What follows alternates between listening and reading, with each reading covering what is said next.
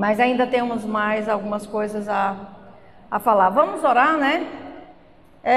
Curvem suas cabeças, tomem seus assentos e vamos começar essa noite, ok? Senhor Deus, nós te damos graça por mais essa noite, por mais essa oportunidade de estarmos aqui.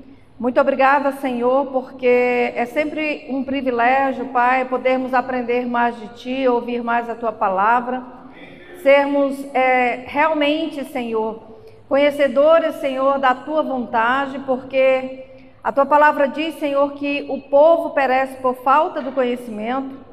Às vezes, Senhor, não é nem porque queira, mas é por ignorância de conhecimento. E, Senhor, eu sei que Tu tens chamado a Tua igreja a esse lugar de Te conhecer mais, de conhecer o Teu coração, a Tua vontade. E nós realmente colocamos esse tempo em Tuas mãos, a fim de que o Teu Santo Espírito venha abrir o nosso entendimento, a nossa mente, já para todos os corações que vão receber essa palavra, esse ensinamento. Senhor, e que Tu venhas realmente, ó Deus, fixar isso. Assim como Davi, Senhor, dizia, imprime a Tua palavra no meu coração para eu não pecar contra Ti. Que o Teu povo possa realmente, Senhor, buscar, imprimir a Tua palavra, Senhor, gravar a Tua palavra, Senhor, porque na hora da tribulação, na hora da necessidade, é a Tua palavra quem nos socorre, Pai. Senhor, Te damos graça por todos que aqui chegaram e traz em paz aqueles que ainda estão vindo, estão por vir, Senhor. Entregamos tudo que será falado aqui e já Te agradecemos em nome de Jesus. Amém.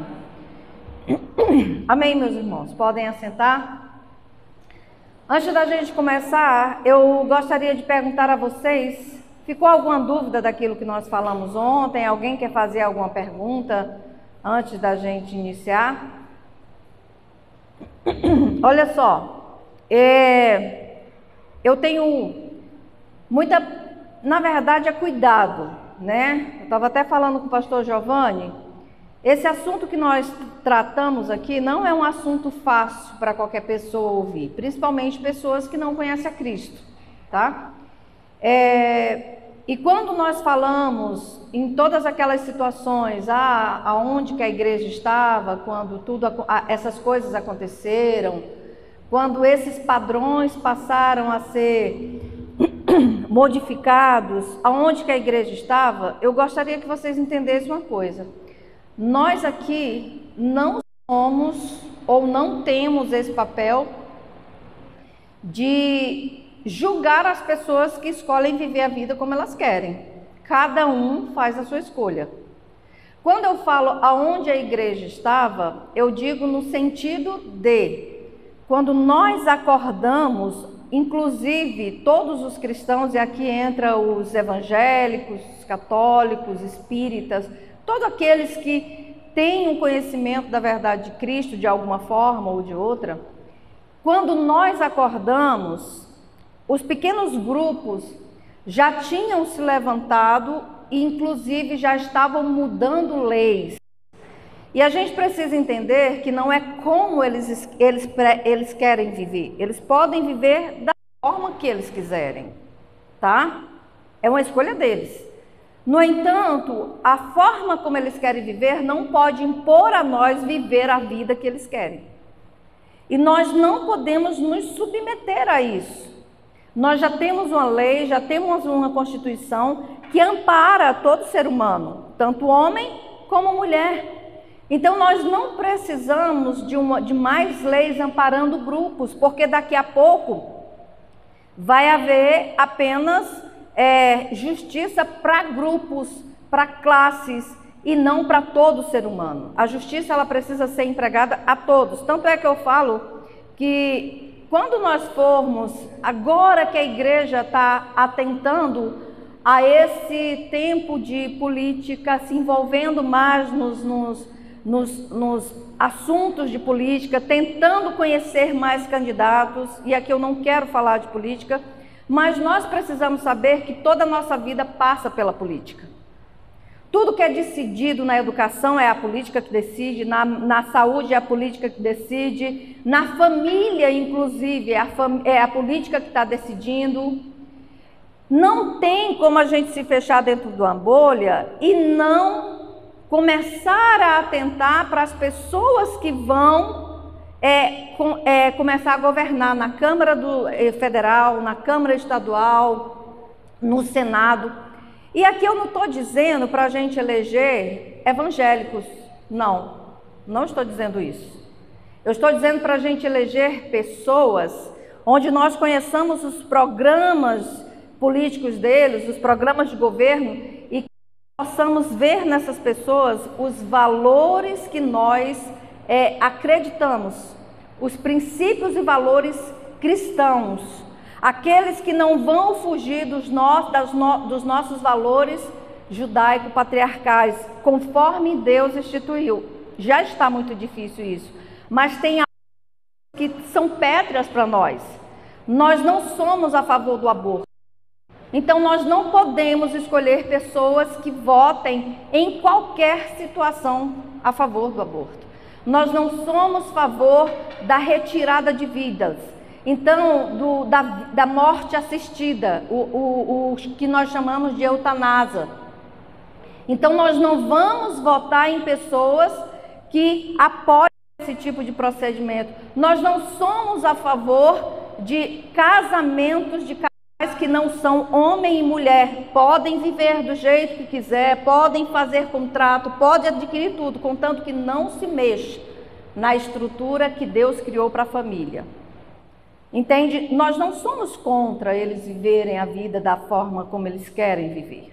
Nós somos contra ser imposta a nós essas condições de vida, tá? Por exemplo, quando se faz leis para tirar o nome de mãe da certidão de nascimento da criança, para poder não ofender aquele transexual ou alguém parecido que se sente ofendido, isso está afetando diretamente a nós, principalmente nós mulheres. Eu gosto de ser chamada de mãe. Só que agora o SUS aprovou que ao invés do nome mãe, terá parturiente. E ao invés do nome pai, terá responsável legal. E quando eu coloco esses dois termos, eu estou eliminando o quê? A figura materna e a figura paterna.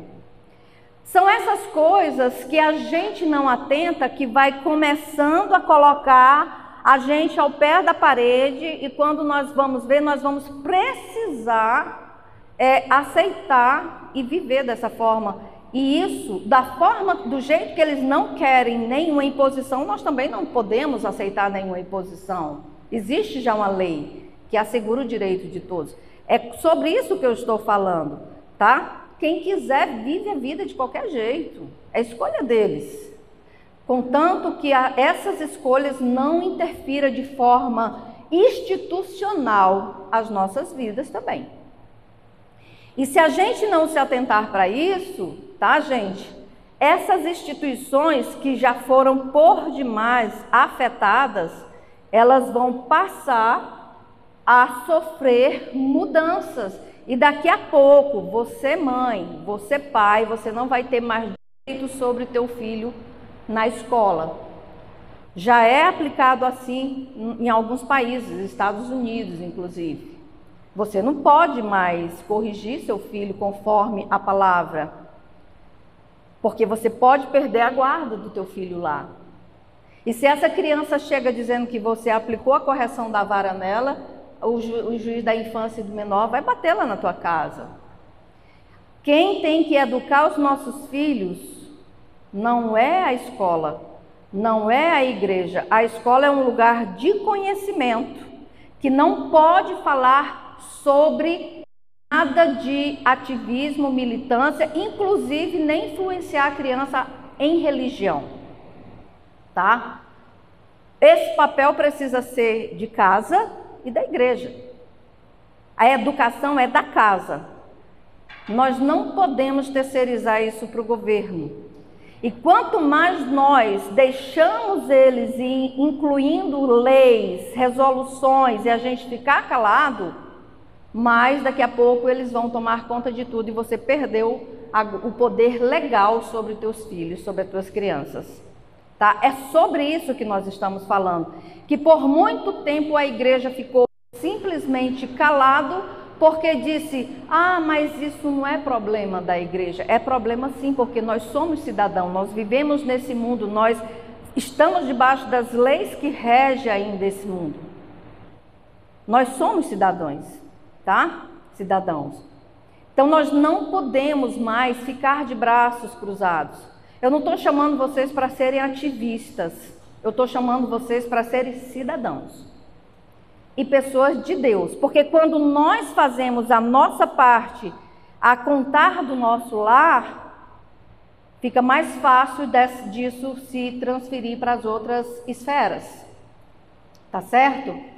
Então é sobre isso que nós estamos falando. Quando os padrões culturais, eles se modificam, as instituições vão se modificar, as leis vão se modificar, a tua casa vai precisar se acomodar, inclusive a igreja, porque nós estamos debaixo de uma lei.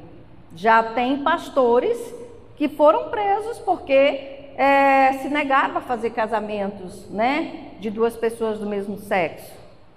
É isso que eu estou falando. Assim como eles têm os direitos deles, nós temos também os nossos direitos. É esses que nós não queremos perder. Nada contra eles. Beleza, gente? Então, ontem nós terminamos nessa parte aqui, onde nós vimos que o impacto da cosmovisão na cultura popular vai afetar o teu estilo de vida, né? Vai afetar as tuas leis, as instituições, a estrutura de toda uma sociedade, de toda uma comunidade, e isso vai incluir o quê? A arte, a vida familiar, a educação, o direito, o meio ambiente, economia, desenvolvimento social, político, ok? Agora, aonde que reside esse maior erro da nossa parte? Por muito tempo, nós entendemos o plano redentivo de Jesus Cristo apenas para nós. Jesus não veio só morrer por nós, ele também veio morrer por nós. Mas se a gente estudar o livro de Colossenses, e eu realmente aconselho vocês a estudarem com mais profundidade esse livro, realmente, assim, para mim é um dos livros mais formidáveis para você entender a centricidade de Cristo Jesus nesse mundo. Você vai ver que Jesus não veio para um plano de redenção só para o homem, ele veio para toda a criação. Até porque quem recebeu o governo sobre a criação fomos nós. Então, se Deus veio para restaurar você, para resgatar você, para redimir você, a partir de você, todo o restante da criação precisa ser redimido. Nós precisamos aplicar a redenção em todas as áreas da sociedade, da natureza, do sistema, do meio ambiente. E aqui eu pergunto para vocês, quantas vezes nas igrejas vocês escutaram uma pregação sobre o meio ambiente? Faz parte do plano redentivo de Jesus. Tá? Eu não estou dizendo aqueles ativistas lá, que eu nem sei os nomes deles, mas eu estou dizendo que nós temos uma responsabilidade com isso aqui. Não é só a nossa salvação. Nós precisamos, através da nossa vida, redimir toda a criação e todas as esferas da sociedade. Por muito tempo, a igreja disse não. Deixa que o governo cuida da educação, da saúde, da comunicação e das outras. Nós ficamos aqui com a parte da teologia. Foi ou não foi assim, gente? Foi. Inclusive, se você inventasse de fazer uma faculdade de cinema, você era excomungado. Se você inventasse de trazer algo ligado à comunicação, você era excomungado. Só que isso está na Bíblia, gente. Todas as profissões, é que eu não vou ter tempo aqui com vocês. Mesmo se eu ficasse até hoje, 10, 11 horas da noite. Nós poderíamos estudar na palavra, no livro de Gênesis, todas as profissões, as áreas de influência vieram a partir do Gênesis. Então, nós excluímos coisas sagradas desse âmbito sagrado. Por quê? Eu falei um pouquinho sobre isso no culto, porque ensinaram para nós que existia uma separação naquilo que é santo e naquilo que é secular. E por muito tempo nós, inclusive, vivemos e até muitos hoje ainda vivem a vida dessa forma. Na igreja eu sou santo, nos cultos de domingo eu sou santo, mas durante a semana eu sou profissional. Eu tenho que seguir a lei do mercado, eu tenho que viver a vida cão que o mundo oferece, é dente por dente, olho por olho, é um puxando o tapete, eu também tenho que puxar para poder sobreviver a esse mundo. Ah, o chefe não está vendo, eu vou tirar mais uns trocadinhos aqui, porque eu acho que eu mereço, porque eu trabalho demais. Eu vou chegar 10 minutos atrasado mesmo, porque eu ganho muito pouco. Isso não é atitude cristã. Isso precisa ser sobre isso em todas as esferas, lá no livro de Efésios, tá? Então, por muito tempo, nós separamos a vida do sagrado com o secular. Isso não existe. Isso foi um pensamento maligno que a igreja, por muito tempo, viveu nele. Por exemplo, eu tenho uma pessoa muito querida, não é do Brasil. E quando eu falava sobre isso lá na Europa, ela veio me procurar. Porque uma mulher de Deus, pensa numa mulher assim, maravilhosa, cheia do Espírito Santo, mas só para vocês terem uma ideia, ela disse: Rogelma, às vezes eu não sei se eu fui transformada pelo Espírito ou se eu aprendi a viver por causa dos fundamentos que a minha nação recebeu. Porque lá, eu já falei ontem para vocês, a questão de caráter é muito forte, independente de você ter ou não a Cristo. A questão do caráter lá é algo muito presente na nação. Então, lá em Londres, só para vocês terem ideia, nas estações de metrôs existem várias catracas, né? Quantos aqui já tiveram por lá? O que acontece? Tem uma catracazinha aqui, separado. E aí a gente presta atenção e diz assim: por que tem tanta gente nessas catracas e naquela catraca não tem ninguém? Aí a menina me respondeu: não, é porque aquela catraca, ela é especialmente feita para as pessoas que não podem pagar. E eu posso passar de graça. Aí eu disse assim: mas vem cá, as pessoas não passam ali de graça? Elas assim: mas por que eu passaria de graça se eu posso pagar? Vocês entendem? O quanto... Tá? O senso do caráter é muito forte por conta da colonização, dos fundamentos que foram realmente implantados nessas nações. No entanto, isso hoje não quer dizer que essas pessoas têm a Cristo, mas eles têm um senso do caráter muito forte. E daí ela veio me procurar e dizer assim: Rogelma, eu não sei se eu vivo a minha vida pela ação do Espírito Santo ou porque eu aprendi a ter esse caráter dessa forma. Olha a dúvida dela, era o pior drama da vida dela, era esse, tá? E aí ela conversando comigo e eu falando sobre essa questão do sagrado, do secular, ela disse o seguinte: Rogelma, eu tenho algo para te perguntar que você falou e isso me tocou profundamente. Eu disse: o que é? Eu sou médica e muitas vezes eu recebo pessoas no meu consultório, porque são países que são favoráveis ao aborto, né? Eu posso abortar, eu não tenho problema com aborto. Lá na Europa, só para vocês terem uma ideia, na Dinamarca não existe caso de síndrome de Down, porque quando você detecta que o bebê tem Down, você já aborta. Isso é autorizado e é legal. Só que nós precisamos entender que nem tudo que é legal é moral. E é essa diferença que nós precisamos, como cristão, entender. O que está na lei, nem muitas vezes vai ser lícito para nós, como cristão, fazer. E nós vamos precisar dizer não para isso.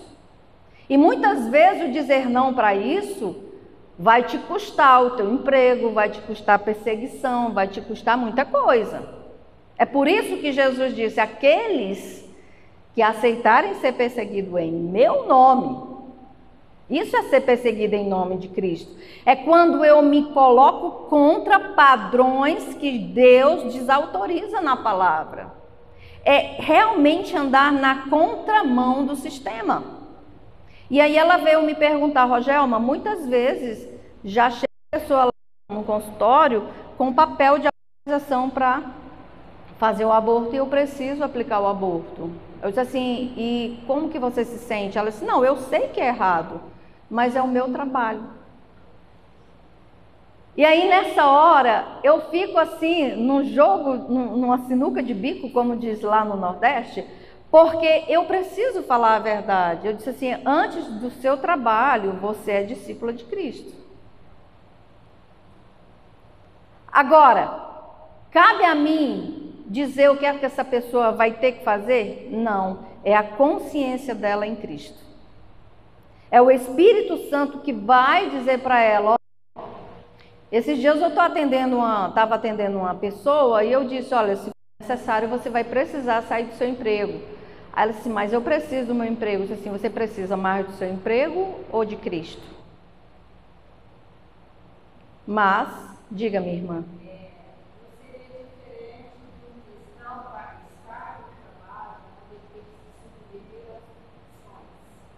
Como? Não seria diferente de um cristão estar inserido no mercado de trabalho, digamos assim, carga política, alguma coisa. Teria que estar para as condições. Não. Isso eu não vi. Você está entendendo? Qual foi a minha resposta? Como que você uma carga de um mercado que não era conveniente? De acordo com os seus princípios, que entra de argumentação pela qual isso faz. Isso mesmo.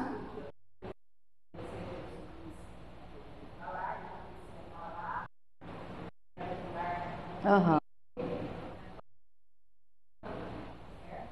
Esse texto desse parte da mãe, que são difíceis de aceitar o conselho de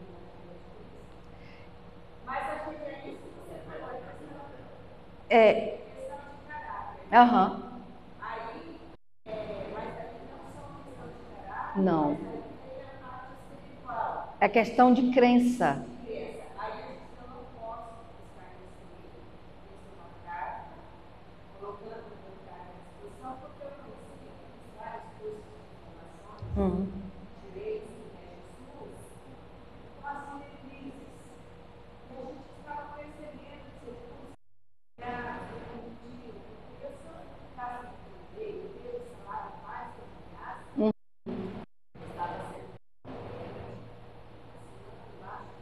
Isso aí.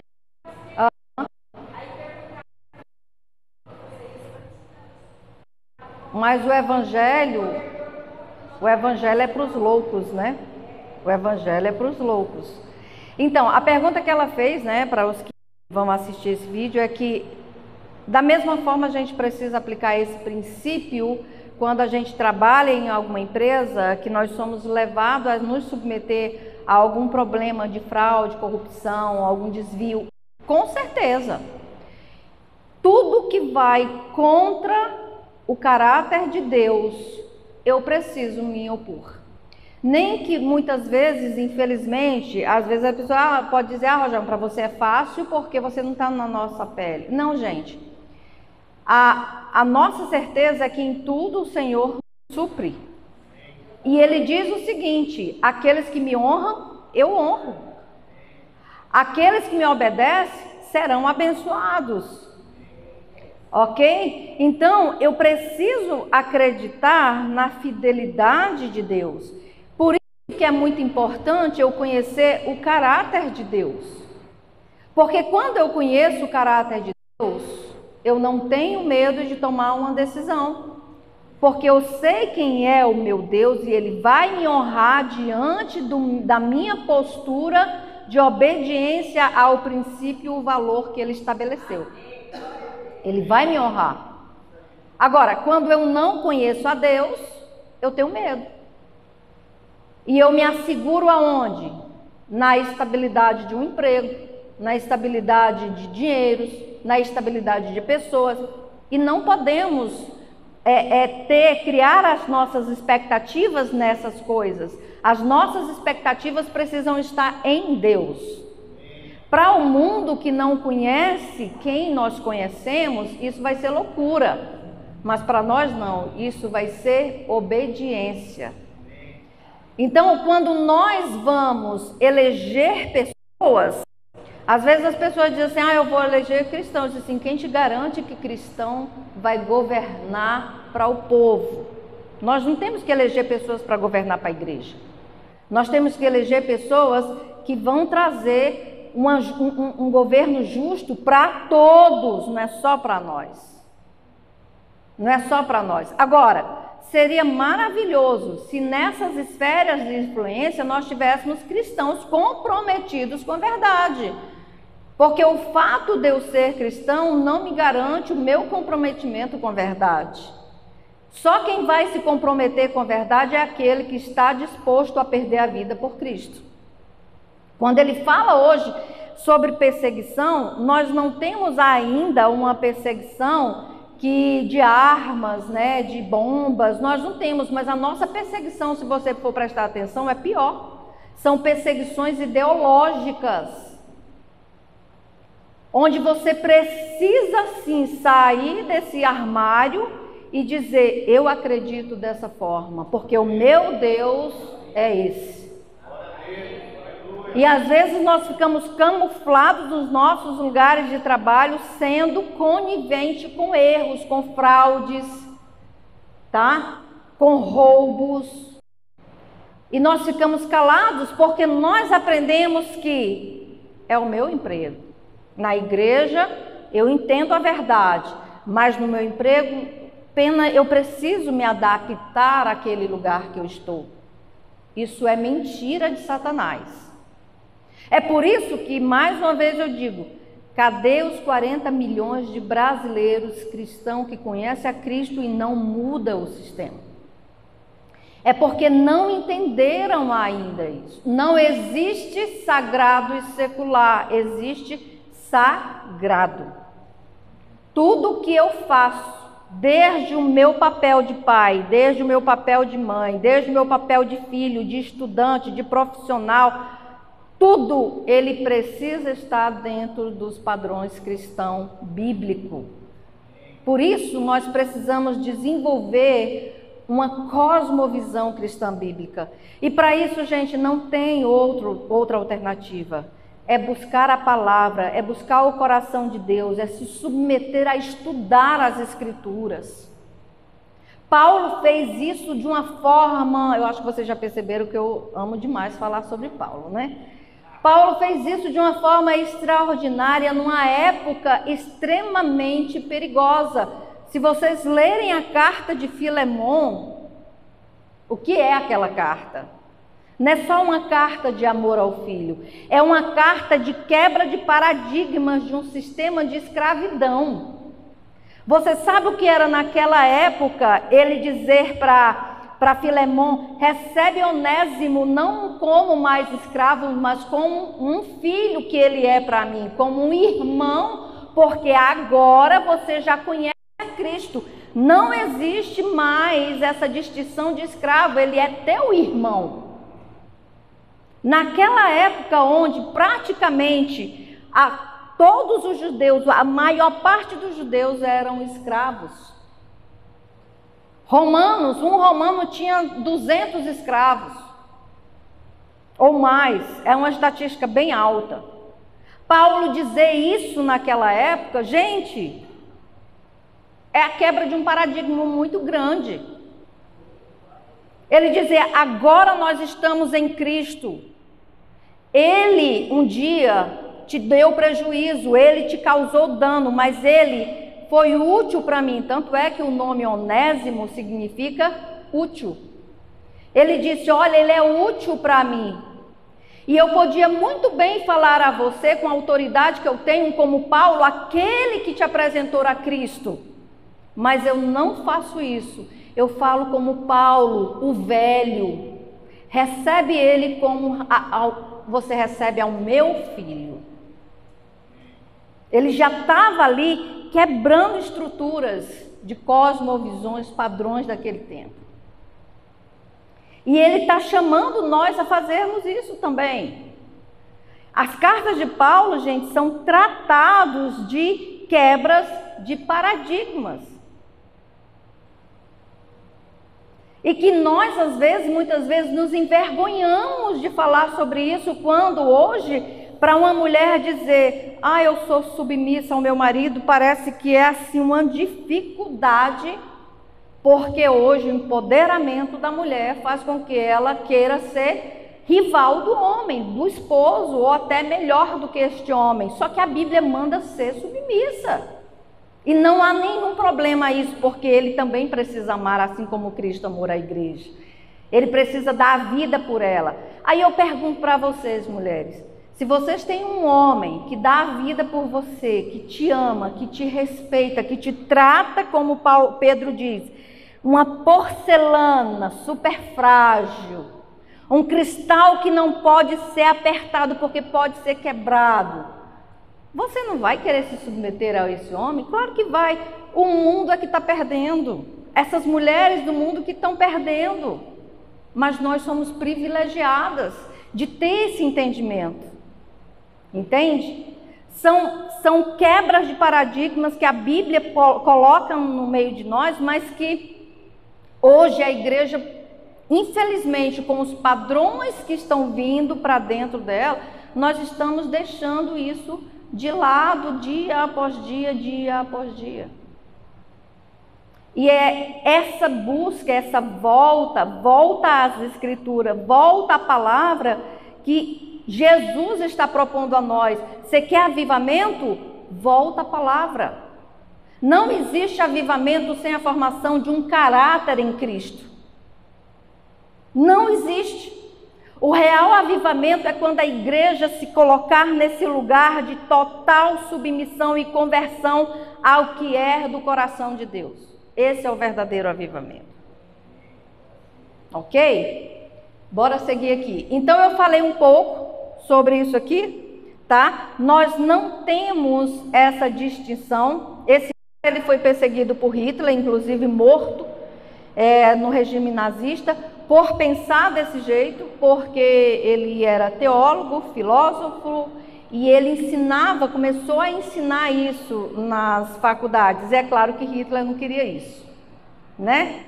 É claro que o Hitler não queria que os cristãos entendessem que eles não podiam matar seus irmãos judeus.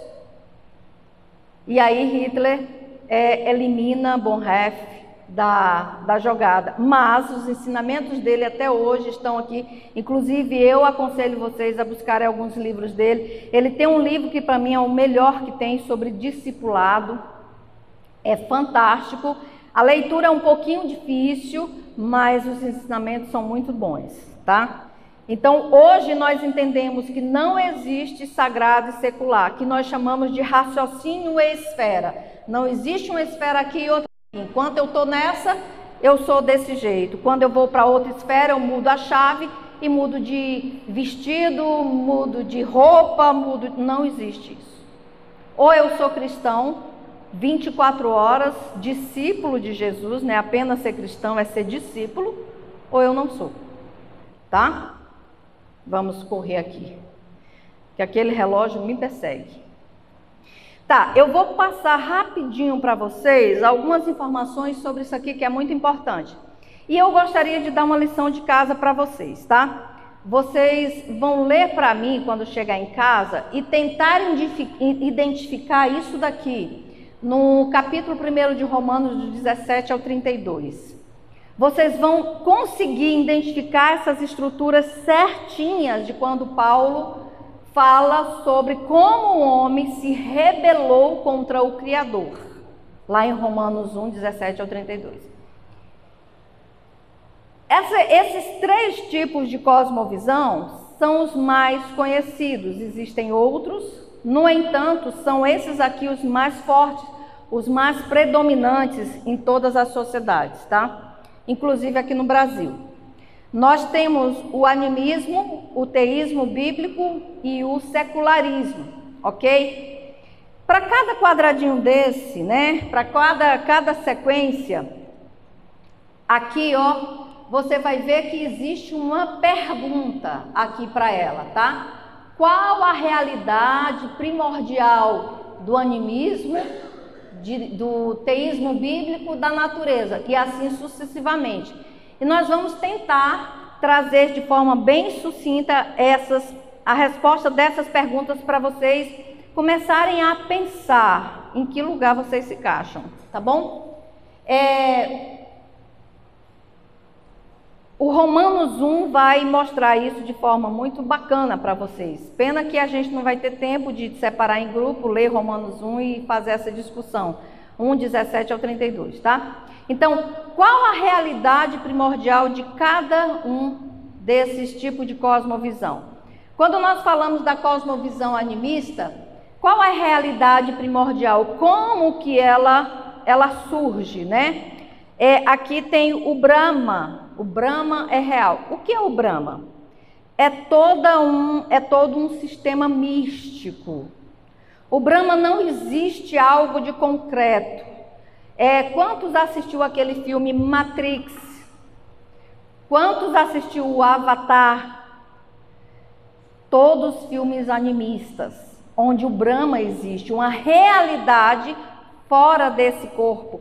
Até porque nós vamos ver que o animismo, ele não valoriza o físico, ele só vai valorizar o espírito, ok? A alma da pessoa. Então ele diz o seguinte, ó, o Brahma é real, o mundo é ilusório, isso é, nós estamos vendo aquelas cadeiras, mas é tudo ilusão. Eu estou vendo essas filmagens, mas é tudo ilusão, são moléculas que estão de uma forma, sei lá, sobrenatural na minha frente, mas que na verdade elas não existem, tá? A chamada alma é o próprio Brahma. Não existe corpo, existe alma. É por isso que quando nós enxergamos as vidas dos monges, né? Os monges, o que é que eles fazem? Eles mortificam o quê? O corpo. Tem monge que morreu meditando porque não comia. Porque para eles precisam buscar um estado tão pleno de encontro com essa alma que eles subjugam o corpo a um ponto de não mais sentir fome e nem necessidade de se alimentar. Apenas de entrar no transe onde essa alma se conecta com o Brahma, e é isso que importa. Então o corpo para o animista, para a cosmovisão animista, não tem sentido, não é necessário. Ao contrário do teísmo, que somos o quê? Uma trindade, nós somos trino, porque nós temos base na trindade, Deus Pai, Deus Filho, Deus Espírito Santo, nós somos corpo, alma e espírito, assim como lá em Tessalonicenses fala. Nós acreditamos que nós precisamos dessa matéria para que o nosso espírito e a nossa alma cumpra o propósito que Cristo tem para nós. Sem o corpo não tem como fazer isso. Já o Brahma, já o animismo, não. Então, eles vivem uma vida só de meditação, de um relacionamento apenas na vertical, né? Na vertical. Já o relacionamento que nós temos nos teístas, qual é? Primeiro Deus, para depois a humanidade, os relacionamentos. Já o animismo não, é só isso aqui, ó. Ok? Então eles não usam o corpo como sendo algo que faz parte do propósito e da missão deles, ok? A alma é o próprio Brahma, o Espírito Divino, tá? Já no teísmo bíblico, nós acreditamos que Deus criou a terra, que existe algo concreto, algo palpável, que Deus preparou todo um ambiente para receber os seus filhos. Assim como um pai e uma mãe preparam um quarto, né, para receber um bebê, para receber com aconchego aquele filho que chega, Deus fez a mesma coisa. Deus preparou todas as coisas para que nós chegássemos, para ter um relacionamento pessoal com Ele e viver esse relacionamento em constante adoração a Ele, cumprindo esse propósito. Então a terra é real, é algo criado pelas mãos de Deus, é algo que eu posso tocar, é algo que eu posso sentir. Então nós acreditamos que o universo não está solto no Brahma, que existe uma alma no universo. Não, nós acreditamos que a Terra foi criada por Deus, que existe uma galáxia, existe o universo, existem várias galáxias, mas a Terra foi algo proposital que Deus criou para os seus filhos, ok? Para a sua criação. Então, no princípio, Deus criou a Terra, Gênesis 1:1. E aqui, gente, eu gostaria também porque nós não temos muito tempo para falar sobre isso, mas lá na base nós trabalhamos muito a questão do plano redentivo de Deus. Nós trabalhamos a cosmovisão, que ela precisa ser olhada no sentido amplo da criação, tá? Da queda, da redenção e da consumação. A cosmovisão bíblica, ela passa por essas 4 fases, ok? E nós acreditamos no criacionismo, ok? Nós não acreditamos no evolucionismo. Nós acreditamos que a Bíblia literalmente fala que o mundo foi criado a partir da palavra em 6 dias e no 7º Deus descansa, ok? O criacionismo acredita nesse fundamento, tá? Então, já no secularismo, e deixa eu mostrar aqui para vocês algo interessante, todos esses desenhos têm um porquê, ó.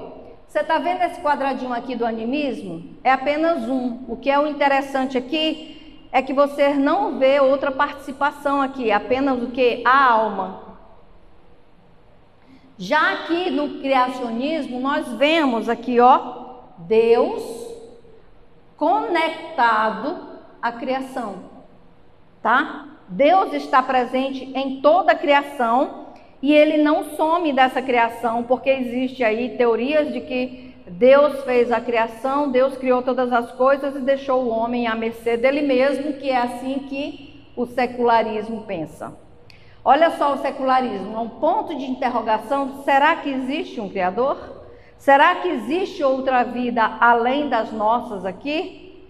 E existe aqui, ó, uma severa separação entre talvez esse Criador, que não existe aqui uma certeza, mas existe uma separação dele com toda a natureza.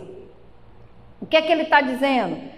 Que se um dia, talvez, entretanto, se realmente aconteceu, de existir alguém maior do que nós, ele está lá no lugar dele, nós estamos no nosso lugar sem sofrer nenhuma interferência dele. Isso é, nós somos responsáveis por nós e acabou. Nós não temos que prestar contas para ninguém. Já na criação, o mundo, a criação precisa prestar conta com Deus porque ela está diretamente ligada a Deus. Não tem como nada acontecer à criação sem que passe pela vontade dele. Já no secularismo, eu não tenho que dar satisfação a ninguém. Eu sou dono da minha própria vida, eu faço o que eu quero. Até porque nós vimos ontem a crença de que, por exemplo, a morte é o fluir de tudo. É assim que pensa. Acabou a vida? Acabou. Não existe um Criador para se prestar conta. Deixa eu correr. Ok? Então, o secularismo ele vai dizer o seguinte, ó, o que eu fiz foi demonstrar que é possível determinar pelas leis da ciência o modo como o universo começou. Neste caso, não é necessário apelar a Deus para explicar como começou o universo.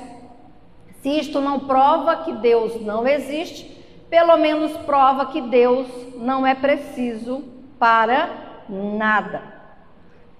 Salminha morreu todo entrevado, Steve Hopper, né? Era um físico, mas ele dizia que Deus não era necessário para nada. Se realmente ele existe, é apenas uma figura demonstrativa ali, decorativa, que para nós não interfere em nada, tá? O que é, claro, mentira. O que é o homem? O homem, para o animismo, é o Nagasena, né? Apenas um nome. É um nome que não tem sentido, que não tem valor.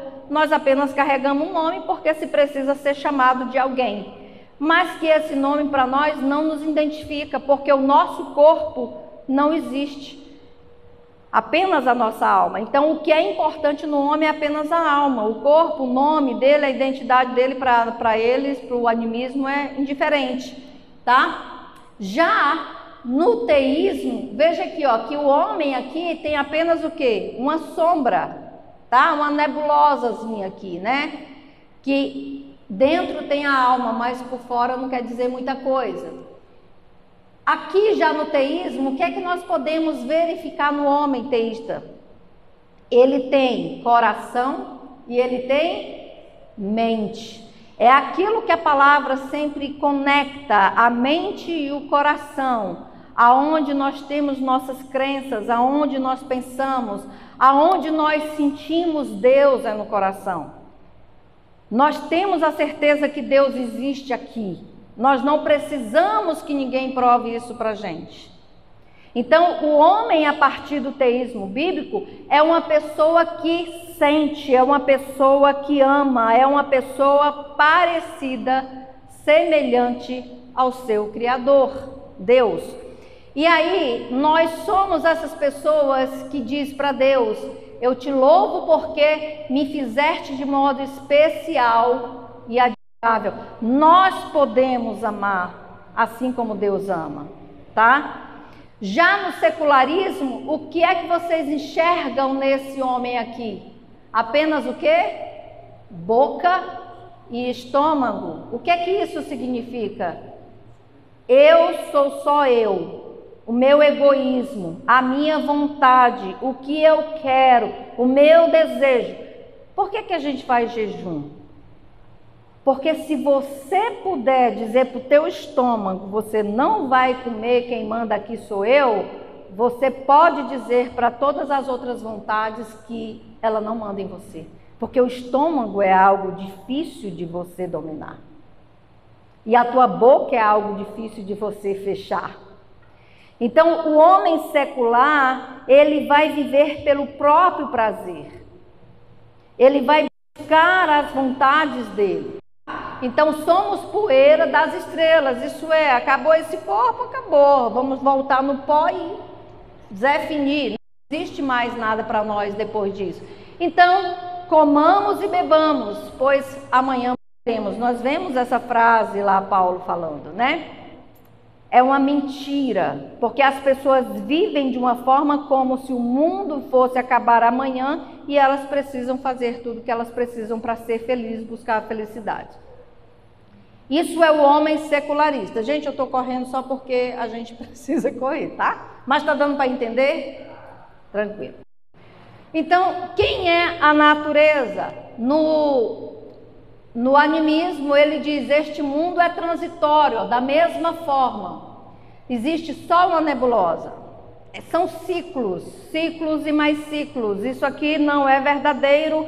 Amanhã vai ser destruído, vai voltar a ser outra espécie de mundo e nós vamos continuar a nossa alma transitando por esses tipos de mundo. Então, este mundo é transitório. Quem nasceu nele está vivendo como no sonho, no nirvana. tá? É aonde nós vamos ver nitidamente isso naquele filme Avatar, tá? O Avatar mostra muito isso daqui. No teísmo bíblico, olha só como é que está o mundo. Olha essa caixa aqui, ó. Tanto o animismo como o secularismo está dentro de uma caixa. Já no teísmo bíblico, nós vamos ver que Deus criou o mundo e ele continua se expandindo sobre a ação do poder dele. E lá em Colossenses diz que todas as coisas se sustentam em Cristo Jesus. O mundo está expandindo. Obviamente, gente, se a gente for estudar a ciência, você vai ver que o mundo não é mais o mesmo tamanho de quando era lá no Éden. Porque à medida que Deus vai fazendo com que vidas sendo geradas, recursos sendo gerados, criação sendo gerada, esse mundo vai precisar se expandir.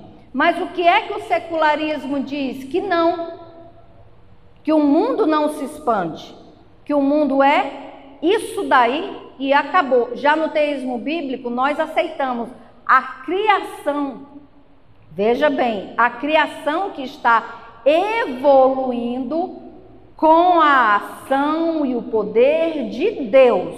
Nós não tiramos Deus dessa evolução. Já o evolucionismo tira Deus da evolução. Nós não tiramos. Então o mundo está se expandindo, já saiu da caixa e ele vai se expandir porque Deus é Deus e ele tem o poder de expandir até onde ele quiser. Nada sustenta o poder de Deus, nada para o poder de Deus. Se Deus quiser fazer desse mundo 1000 vezes o tamanho que está hoje, ele vai fazer. Porque não tem limites para o poder de Deus. Então no teísmo diz, Deus colocou o homem no jardim para cuidar e cultivar. O nosso sistema é aberto. À medida que nós vamos precisar expandir, crescer, Deus vai dar isso para onde? E nós estamos vendo isso agora. O advento dos maquinários na agricultura, como a nossa agricultura evoluiu, a ciência evoluiu, tudo evoluiu, a tecnologia evoluiu. Infelizmente o homem não sabe usar isso para o bem. Mas quem que permite tudo isso acontecer? Deus, gente. Nós cremos que é Deus. Então, no teísmo bíblico, nós acreditamos que Deus ele vai evoluindo, as informações vão chegando, as tecnologias vão chegando, né? Ele permite que de areia do mar, daquela terrinha lá, se faça chips hoje de alta tecnologias, né? Computadores. Olha só, isso aqui, gente, quando que na história o homem pensou que um dia alguém estaria falando aqui e o mundo todo ao vivo podendo assistir? Isso é fantástico, não é? Por que nós vamos ser contra isso, se isso permite que o evangelho se expanda de forma mais rápida? Olha como o evangelho era pregado naquela época e olha como hoje o alcance é muito maior. Homens morriam em naufrágios tentando atravessar mares para alcançar uma cidade. Hoje nós alcançamos o mundo em questão de segundos. Mas da mesma forma que nós alcançamos o mundo com questão de segundo, uma bomba também é lançada em questão de segundos e destrói a Terra. Tem o seu lado positivo e o seu lado negativo por causa da natureza pecaminosa do homem. Mas que a tecnologia, tudo isso é advento da sabedoria e da onisciência e da capacidade que Deus deu para o homem de fazer tudo isso. E damos glória a Deus por isso, que hoje nós podemos alcançar pessoas muito maior. No tempo da pandemia, se não fosse isso aqui, né, as pessoas tinham entrado em colapso.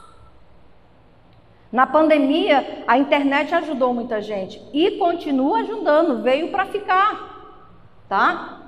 Então, no secularismo, o que é que ele diz? A população não controlada cresce em razão geométrica. Recursos de subsistência crescem apenas em razão aritmética. O que é que eles estão dizendo com isso? Nós precisamos ter um plano de controle populacional, porque vai chegar uma hora que a população vai ser maior do que os recursos que nós temos para gerir. Então, se nós formos prestar atenção de forma muito sorrateira quais são os controles populacionais que nós vemos, que pessoas de grande poder econômico estão por trás. Quem está por trás dos movimentos LGBTQI, Z? Quem está por trás dos abortos? Quem está por trás das fábricas, das químicas de remédios que matam pessoas, que ajudam em um aspecto e detonam o resto do corpo? Não estou dizendo que é ruim. Não estou dizendo. Eu estou dizendo que nós temos que ter muito cuidado com tudo isso. Ok? Porque existe uma estratégia de controle populacional. E que as pessoas não percebem que isso já está acontecendo.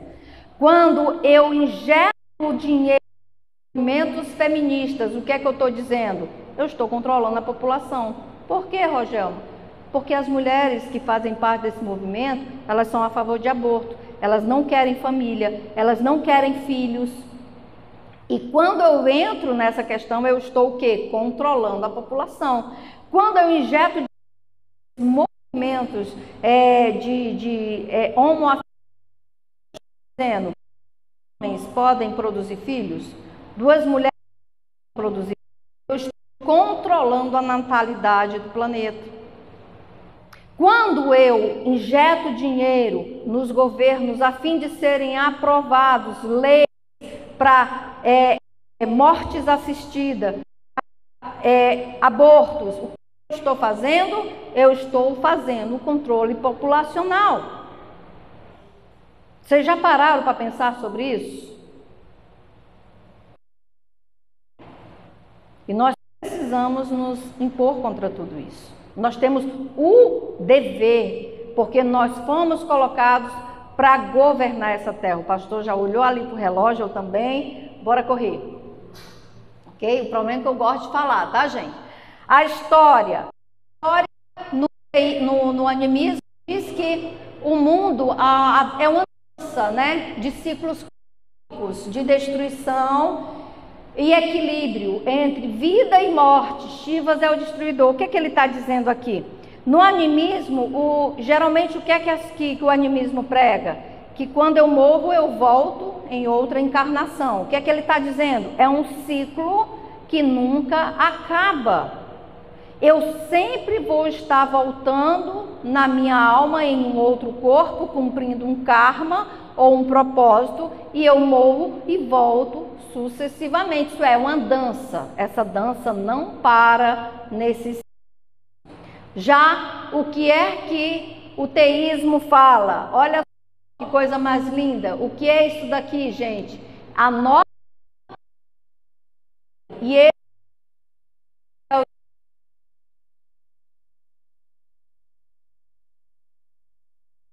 para resgatar o seu povo, para reinar sobre esse mundo. E nós viveremos em uma nova terra. Aquilo que é lá no céu será aqui. A vontade dele se estabelecerá, o reino dele se estabelecerá. E tudo isso vai ter fim. Assim como teve início no jardim, vai ter fim no Apocalipse. Jesus vier para resgatar a sua noiva, para na verdade haver o grande casamento tão esperado, a boda do Cordeiro. E nós esperamos isso e vamos viver com Cristo a eternidade. Vai acabar um ciclo, nós vamos ter a vida eterna. Do animismo, que nunca acaba, chega já me dá cansaço só de saber disso. Já no secularismo, olha só, isso tem um tempo, vai acabar, e quando acabar esse tempo, acabou-se. Não tem mais nada a fazer. É castigo e sombra. Uma vez que você morre, está tudo acabado. Eu não tenho esperança. No animismo é um cansaço, uma fadiga de tanto que os ciclos vão e voltam. No secularismo o fatalismo. Acabou, acabou. Mas no teísmo nós temos a esperança. A esperança que vamos viver a eternidade com Cristo. A alegria de desfrutar de uma vida em Cristo na eternidade. Gente, eu vou parar por aqui, porque nós temos muita coisa ainda para falar sobre isso, tá? Mas qual é a principal mensagem que nós queremos trazer sobre tudo isso aqui? É que instigar vocês a olharem a Bíblia com os outros olhos, tá?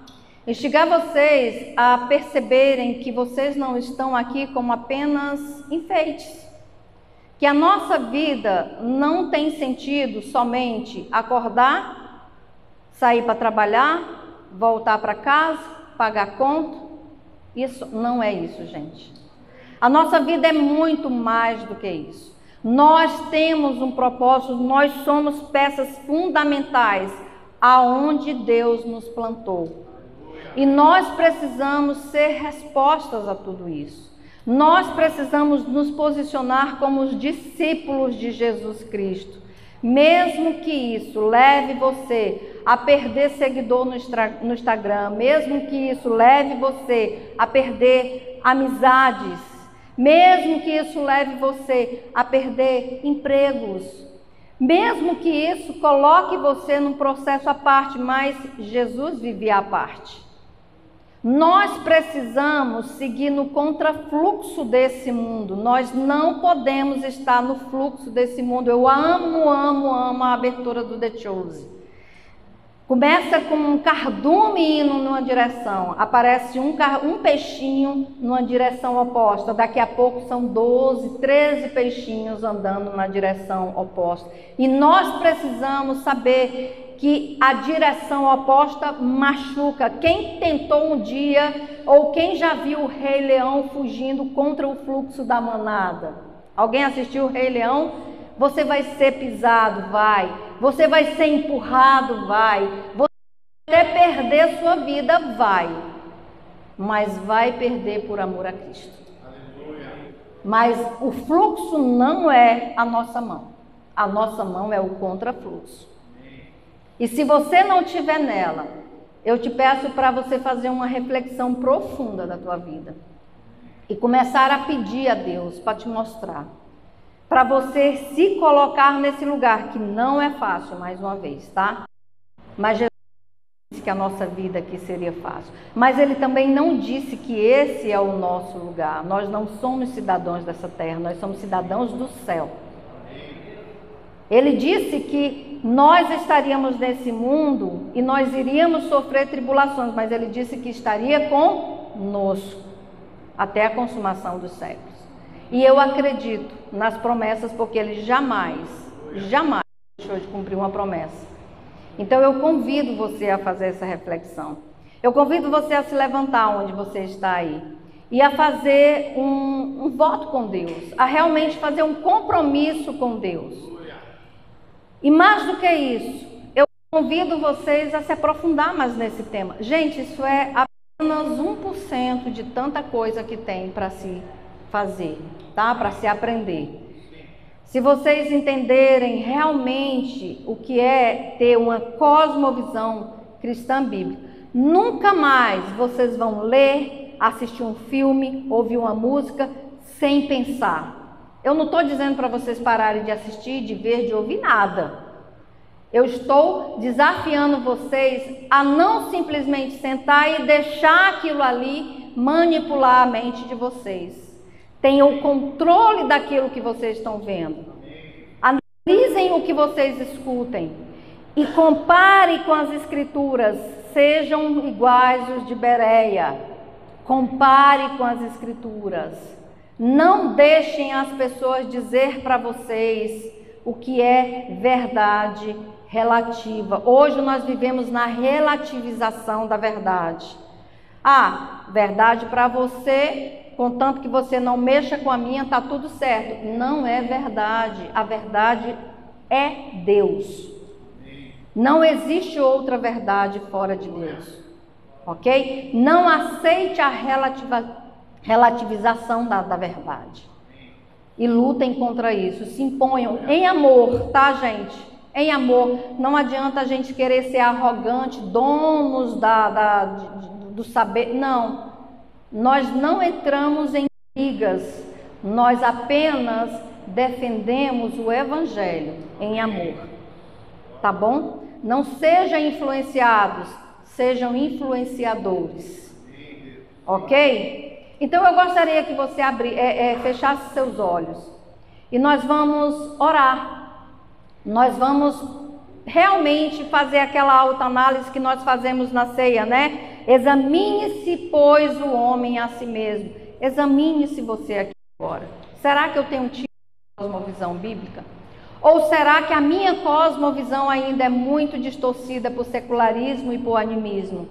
Será que eu entendo realmente o que é Deus na minha vida? E a profundidade de viver um relacionamento com Deus, obedecendo e seguindo aquilo que Ele determinou como verdade? Eu tenho medo de viver essa verdade? Se você tiver, coloque isso diante de Deus, que Ele vai trabalhar, o Espírito Santo vai te ajudar. Mas mais uma vez eu digo, não existe como entrar nesse lugar sem se expor às Escrituras e à oração. Você precisa se dedicar a isso, amém? Senhor Deus, nós te damos graça por esse tempo. Senhor, eu sei que tem tantas outras coisas a ser falada, mas nós saímos daqui, Senhor, com a sensação de dever cumprido, entendendo, Senhor, que o start inicial foi dado. O pontapé inicial, Senhor, para a descoberta, Senhor, de viver uma vida plena em Ti, a partir da Tua visão, a partir dos Teus olhos, a partir do Teu coração, foi ensinado, Senhor. A minha oração, Senhor, é que cada um nessa noite, e todos que um dia ouviram sobre isso, realmente se colocam nesse lugar de se examinar, de deixar que o Espírito Santo faça uma análise deles mesmos, para que nós possamos entender em que lugar nós estamos, e em que lugar nós queremos estar. Senhor, que a Tua igreja, ela entenda que nós não podemos viver na mão do mundo, no padrão do mundo. Nós estamos vivendo no contrafluxo, nós fomos chamados para viver na contramão. Mesmo que isso represente loucura para o mundo, mas o Teu Evangelho é o poder de Deus para nós, Senhor, e nós sabemos disso. Senhor, nos ensina a ver quem Tu és, nos ensina a Te conhecer totalmente, o Teu caráter, a Tua pessoa, a Tua personalidade, a sermos íntimos de Ti, Senhor, a fim de nós podermos, ó Deus, seguir os Teus passos, e viver sem vergonha, viver sem medo, viver, Senhor, sem reservas de agradar A ou B. O que importa é agradar a Ti, Senhor. O que importa é obedecer a Ti, Jesus. E nós queremos hoje nos comprometer a estar nesse lugar das pegadas de Cristo Jesus.